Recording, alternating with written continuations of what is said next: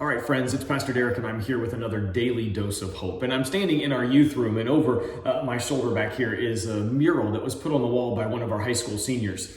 He loves to do artwork, and this is just a great depiction of how he sees our youth group. The varying colors in the one arm represent the youth group as a whole, and then the solid nature of the other arm represents Christ and how he holds us all together.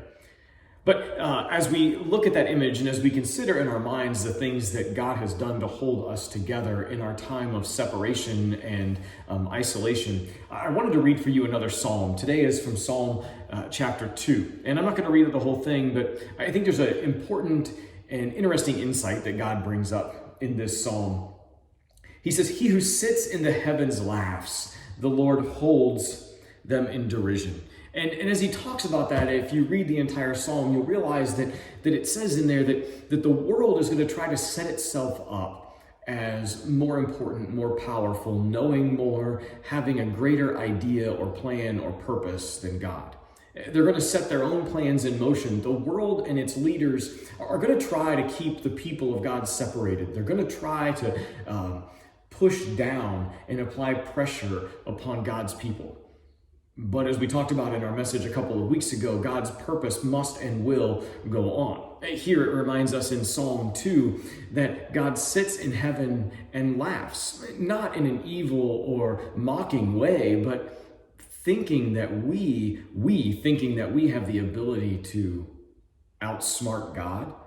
It almost has to make him chuckle a little. So today, as we consider what it looks like to be a child of God, what it looks like to follow Christ, what it looks like to be many different parts and pieces held together in the hand of a God who created and redeemed and now sustains everything, we have to realize that our plans, as big as they may be, and our efforts, as deeply rooted in our own strength as they may be, do little more than just make God sit back and chuckle. He laughs, he holds them in derision. He reminds us that our will, not meaningless or pointless, but definitely not as powerful as his. Our will is not the end-all, beat-all of our existence.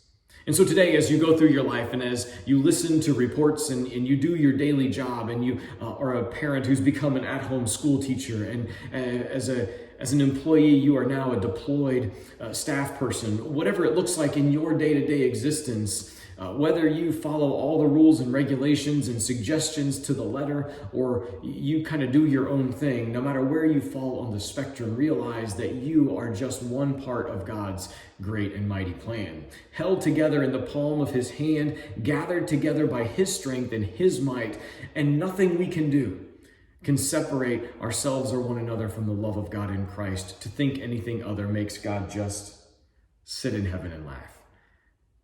Friends in Christ, you have been loved and called and redeemed by a God who is able to hold you and I together. And notice how we are held together in light of the cross. And it is the cross that has caused you to find redemption. May you find your meaning and your purpose in the palm of God's hand at the foot of Christ's cross. Friends, that is your daily dose of hope for today. Be well in all that you do. Stay safe, and I'll be with you again soon. Have a great week.